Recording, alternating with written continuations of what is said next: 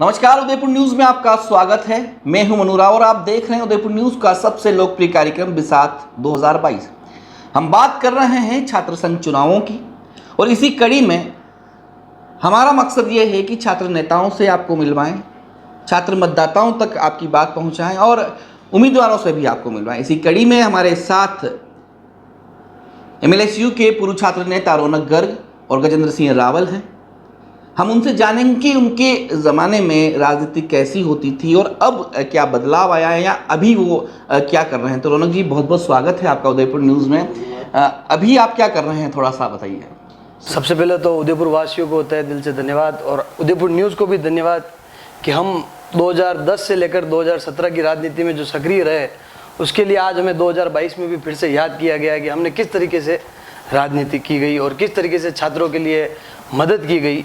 मेरा करियर 2010 से स्टार्ट हुआ था कॉलेज राजनीति का। 2014 में मैं कॉमर्स कॉलेज का अध्यक्ष रहा। 2014 में जब मैं कॉमर्स कॉलेज का अध्यक्ष लड़ रहा था, तब छात्रों की कॉमर्स कॉलेज में सबसे बड़ी समस्या थी एडमिशन को लेकर कि सीटें बहुत लिमिटेड थी। जब मैं चुनाव लड़ रहा था तो हमने धरने प्रदर्शन किए, अपील की और 2,500 सीटें हमने बढ़ाकर उस 2,500 सीटों को हमने 5,000 सीटों पर ले जाकर छात्रों के एडमिशन के लिए प्रक्रिया।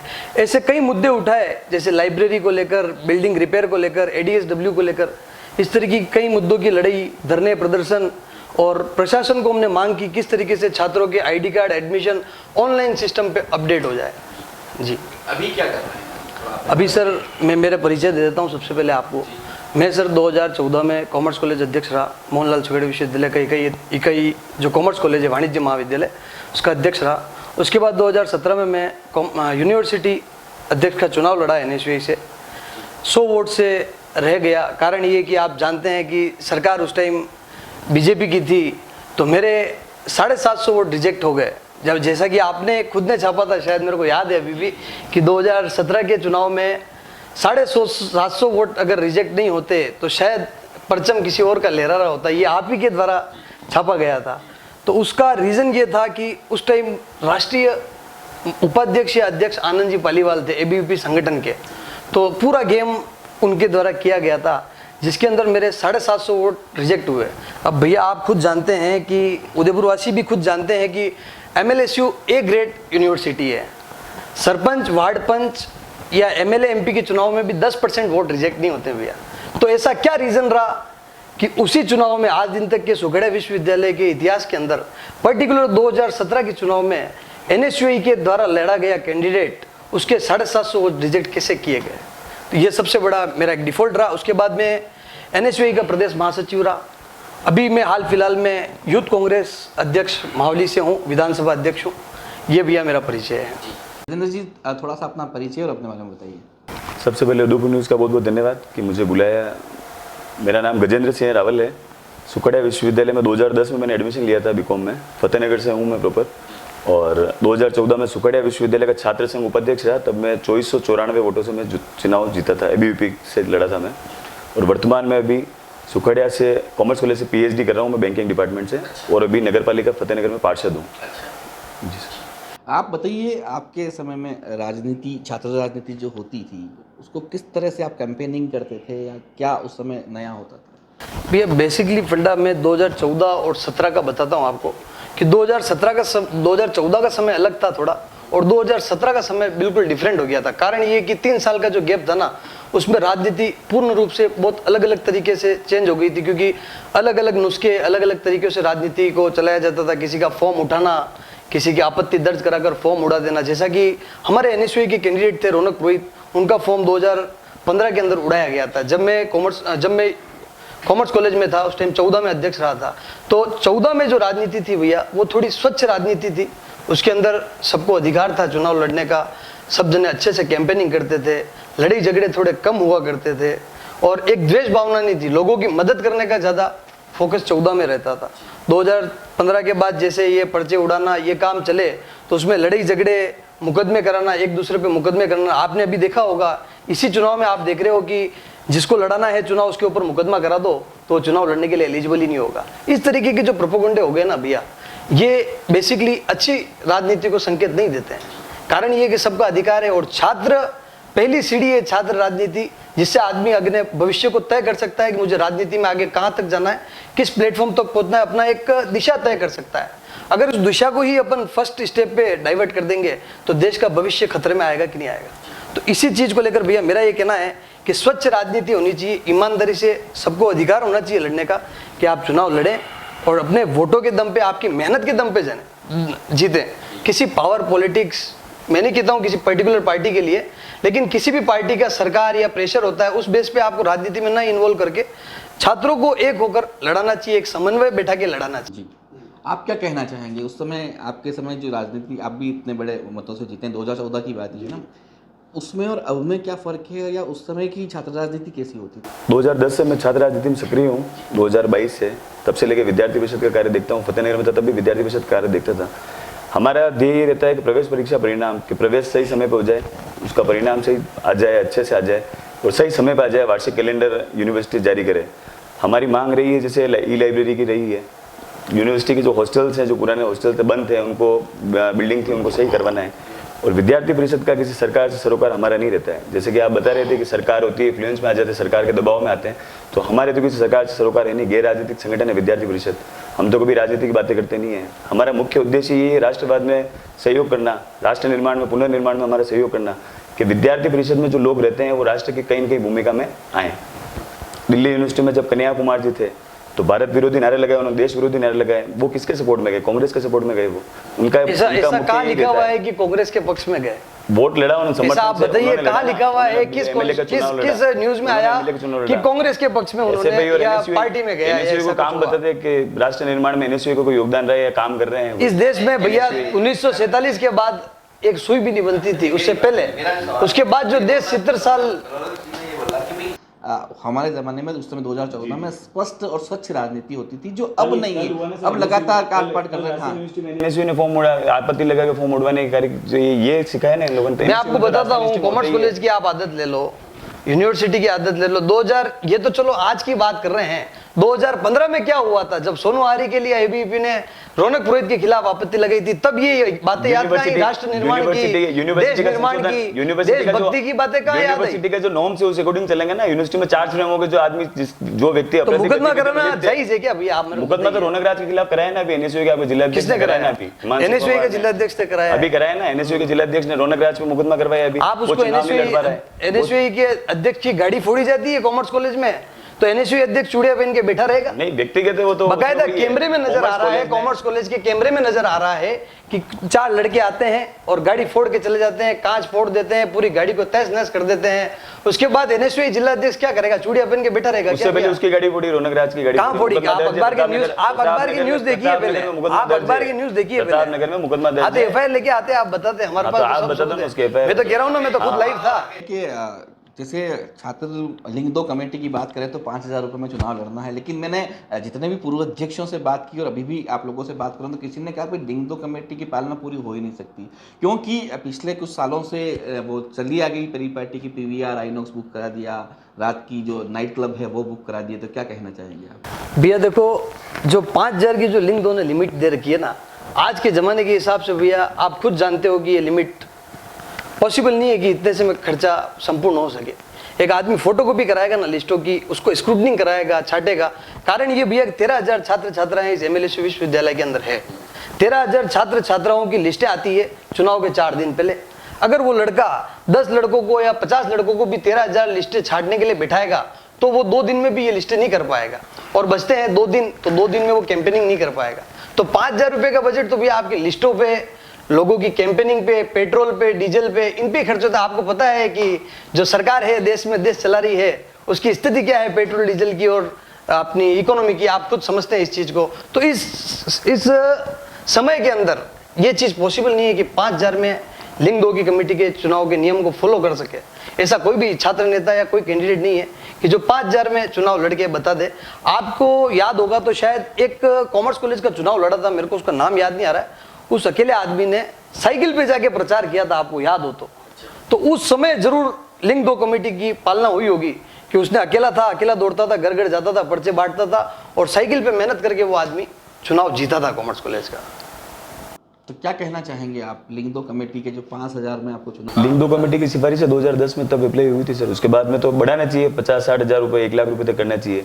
1 लाख रुपये में तो चुनाव यूनिवर्सिटी के लड़ सकते हैं आराम से, तो 1 लाख रुपये तक हो जाए तो बढ़ानी चाहिए लिंक दो की। ये जो पैसे की है, जैसे फोटोकॉपी के 5,000 रुपये लगते ही हैं, तो उसको बढ़ाना चाहिए। क्योंकि अब लोग जो समर्थक होते हैं, जैसे मैं पूर्व उपाध्यक्ष हूँ, तो मैं कहीं ना कहीं उसको सपोर्ट करूँगा, उसको उसके जो छोटे मोटे काम होंगे हम करवाएंगे, या कोई पहले अध्यक्ष लड़ा होगा तो वो करवाएंगे।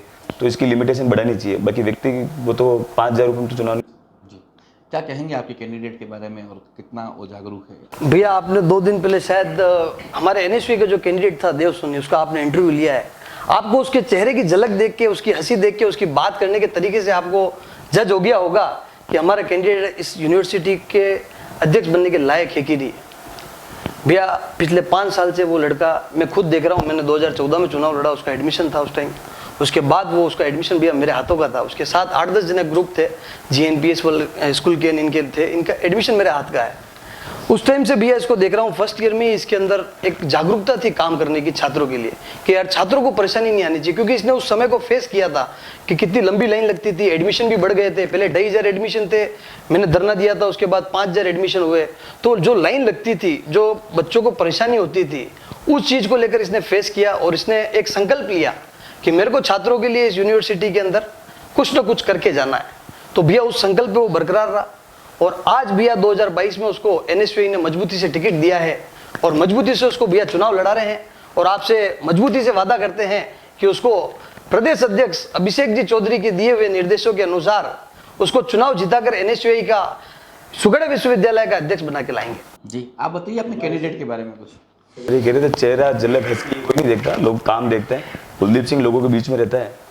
कुलदीप सिंह ने काम कराए हैं लोगों के। 2 साल में काम हो गया। 5 साल में 5-6 2016-17 का एडमिशन है Kuldeep Singh admission arts college का है और मेरे साथ एनएसयूआई का आदमी था विक्की चौधरी, विक्की दरोली, जो वल्लभ नगर का, उसने एडमिशन कराया था और उसके चुनाव में वो वोट मांगता था कार्ड लेके। मैं बोलूँ सर? हाँ बोलो ना, आप बोलो ना। कुलदीप सिंह 5 साल से एबीवीपी में काम कर रहे हैं, संगठन का काम कर रहे हैं। हमारे कैसे निर्देश नहीं आते हैं, हमें खुद लगना पड़ता है। इनके तो कह रहे हैं कि जयपुर से आदेश आते हैं, हमारे जयपुर से कोई आदेश लेटर कहाँ से जारी होते भैया? टिकट कौन बांटेगा? निर्देश नहीं आते, वहां से टिकट कहाँ से होते हैं? चुनाव लड़ना। टिकट कौन बांटता है? चेहरा हंसी, चेहरा देख के कोई स्मार्ट होने से चुनाव नहीं जीता। लोग काम कराने पड़ते हैं, संघर्ष करना पड़ता है, उन लोगों के लिए जरबे घसाने पड़ते हैं, तब जाके यूनिवर्सिटी के अंदर जूते नहीं घसाएंगे तो लोग वोट कैसे देंगे? लोग जानेंगे कैसे? अब जैसे कह रहे हैं लोगों के बीच बिना जूते घसाए भी दिमाग से भी चुनाव लड़ा जाता है। यूनिवर्सिटी एनएसयू का चुनाव कौन जीता आज तक? हिमांशु चौधरी के अलावा छात्र संघ अध्यक्ष कौन रहा? आप पहले इतिहास उठा के देखिए। और अभी 2010 के बाद 2010 दैनिक भास्कर और राजस्थान पत्रिका में थोड़े दिन पहले एक न्यूज छपी थी, सबसे ज्यादा अध्यक्ष एनएसयूआई के रहे। एनएसयूआई नो अध्यक्ष एनएसयूआई के रहे और ये मेरे को पूछ रहे हैं, इनके पास डाटा ही कंप्लीट नहीं है। 2010 से 2022 के अध्यक्ष कौन रहे? 2010 से 2022 के बीच में एनएसयूआई का अध्यक्ष कौन रहा है? हिमांशु चौधरी के अलावा कौन छात्र संघ? आप फॉर्म उड़ा देंगे एनएसयूआई की, तुच्छ राजनीति करेंगे, तुच्छ राजनीति हरकतें करेंगे। आप लोग हमने कब सीखी? 2015 में फॉर्म उड़ा रोनक पुरोहित का, तो आप तुच्छ राजनीति वहां से चालू। लिंक 2 से फॉर्म, लिंक 2 की तो आपने खुद देखा 50,000 लाख रुपए बढ़ानी चाहिए, तो बढ़ाइए, आप जोर लगाइए। आप करेंगे, देश के अंदर सरकार है आपकी, वो तो करेंगे, आप कीजिए सरकार। आप काम बताइए। एनएसयू ने कोई राष्ट्र निर्माण में कोई काम किया हो? राष्ट्र निर्माण में तो पूरी दुनिया जानती है, 70 साल से इस कांग्रेस ने इस देश को मजबूत किया है। सुई नहीं बनती थी आपके देश में, तो लोग कपड़े नहीं, कांग्रेस ने बनाई। आजादी में आपका क्या रोल था? आजादी में आप बताइए। आजादी में महात्मा गांधी जी, भगत सिंह जी, राजीव गांधी जी ने अपनी, राजीव गांधी जी थे ही नहीं उसमें, महात्मा गांधी जी थे, इंदिरा गांधी जी थे, इंदिरा गांधी थी। तो आप ये कांग्रेस थोड़ी है, आजादी की कांग्रेस, ये तो बहिष्कृत कांग्रेस है। ये तो कौन थे आप? कांग्रेस आई है। अरे आरएसएस से कौन थे?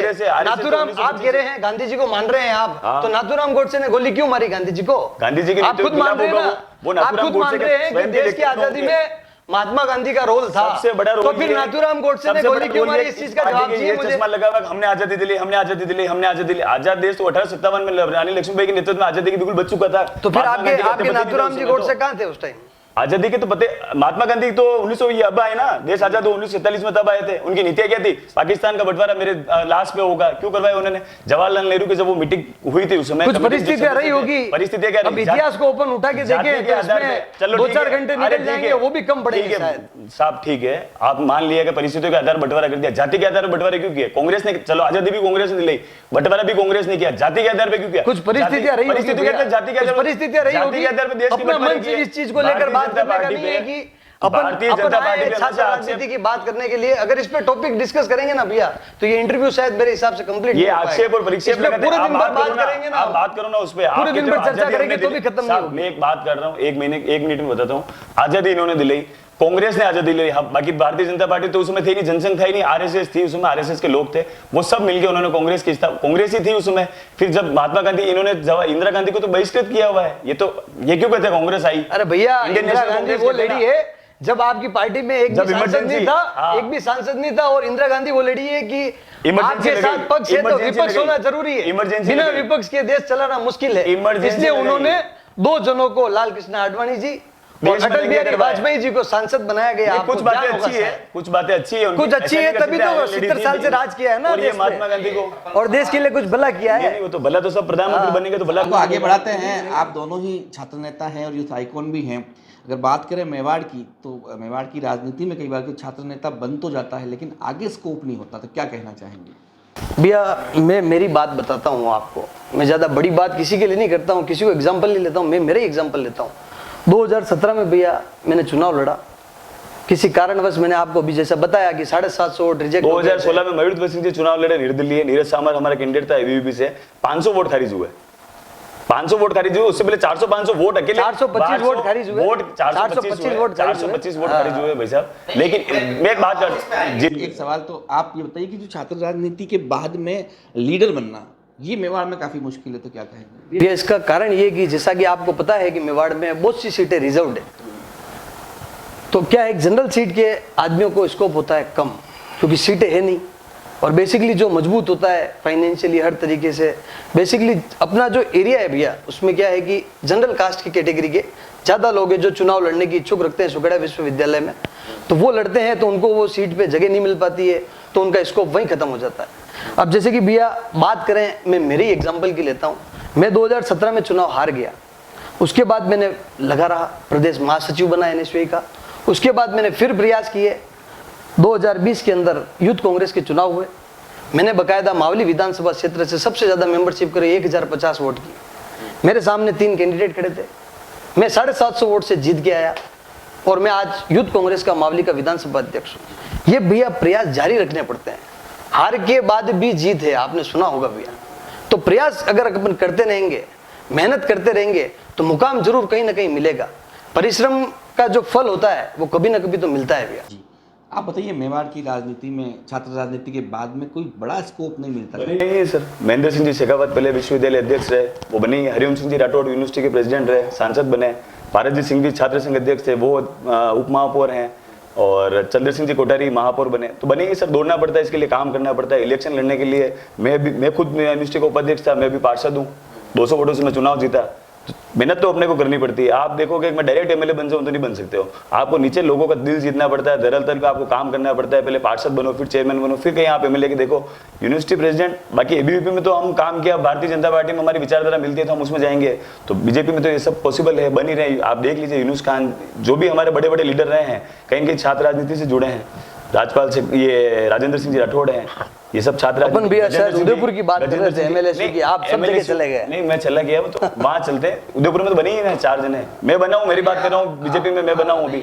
अखिल भारतीय विद्यार्थी परिषद की तरफ से ये अभी यहाँ पर हैं, इसमें क्या सवाल कुछ करना चाहते हैं आप? नहीं, हमारे कोई सवाल जवाब नहीं है, क्योंकि आप कर रहे हैं भैया, उसमें सबके सवाल और जवाब है।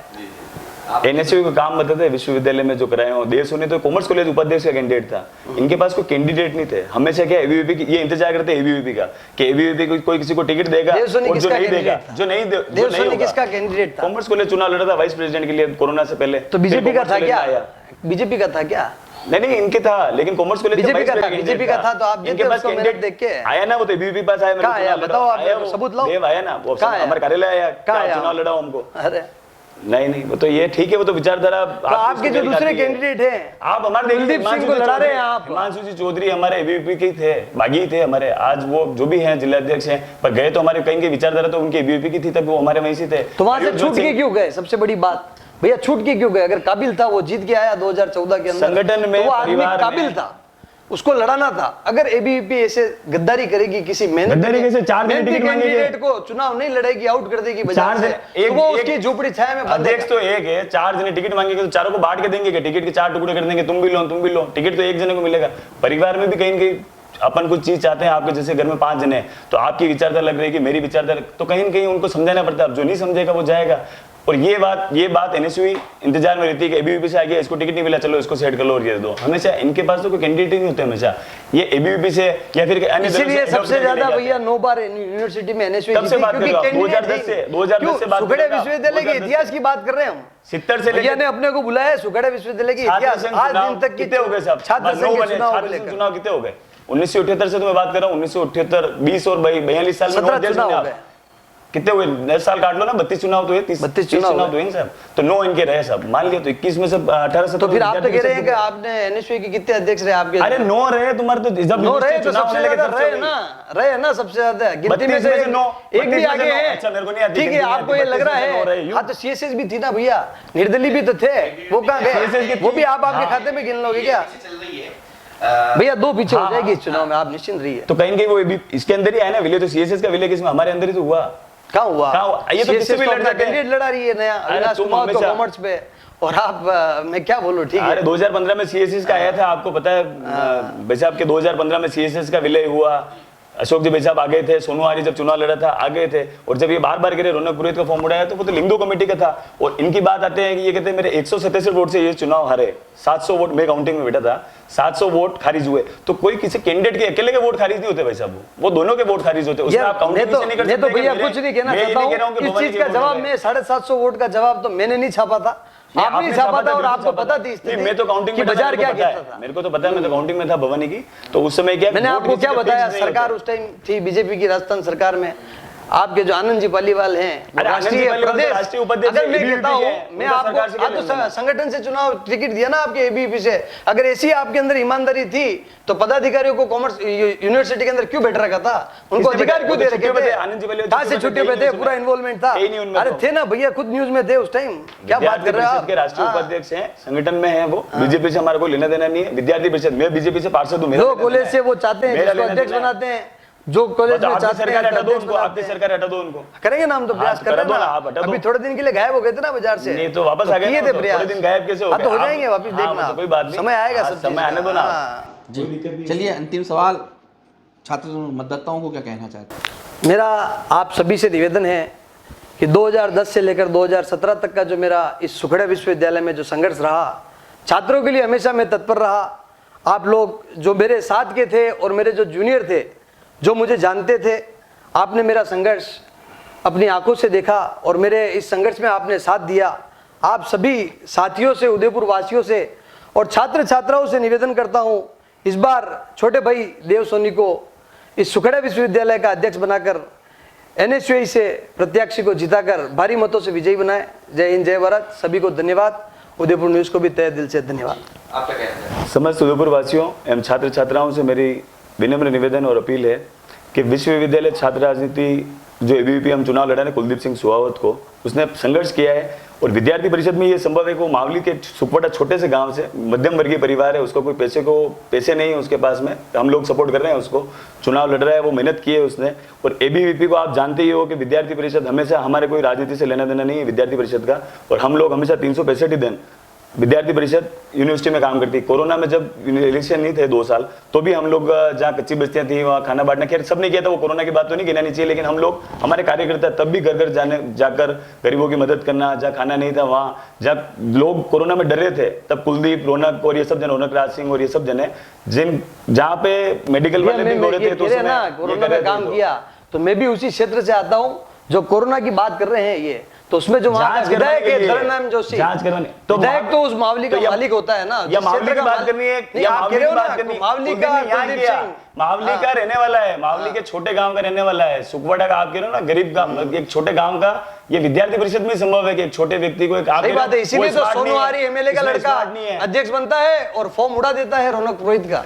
तो वो भी गरीब आदमी का बेटा है, वो भी तब नहीं, आप कह रहे हो ना गरीब आदमी, एबीवीपी गरीब आदमी को लड़ाती है, एबीवीपी गरीब आदमी को, नीचे तबके के आदमी को लाती है, तो सोनू आरी कहां से आ गया? जो काबिल होगा वो लड़ेगा। कुलदीप सुहावत, आप भी तो कह रहे हो ना कि हिमांशु चौधरी काबिल नहीं था, हिमांशु चौधरी अगर काबिल नहीं था तो 2014 में अध्यक्ष बनता है। देवेंद्र सिंह चुंडावत पहले बना है ना, एनएसयूई में आके भी बना। देवेंद्र सिंह चुंडावत तब काम कर रहे थे, उनका था उस समय, जब अभी थोड़ी दिन पहले रिकॉर्डिंग आउट हुई होगी आपको, आपने शायद चलाई थी न्यूज पे कि कोई भाई साहब थे, न्यूज पे चल रहे थे, इसका कर देंगे फाइनल लेन देन की कोई बात थी, आपने शायद चली थी, उसमें लिखा था शायद ऑडियो वैलिड है कि नहीं है।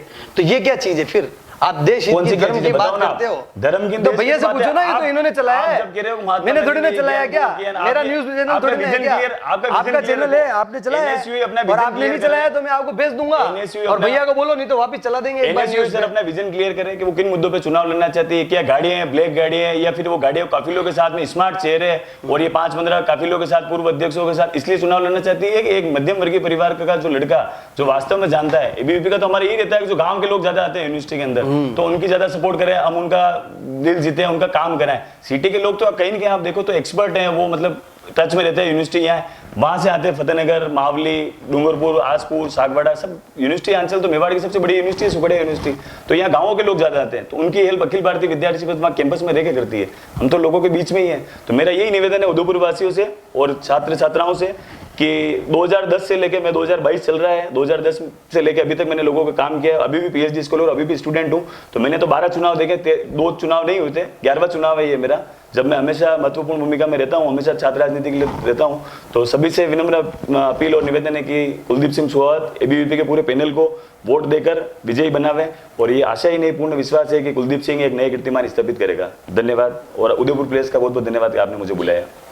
तो ये थे रौनक गर्ग और गजेंद्र सिंह, जिन्होंने अपने मन की बात रही।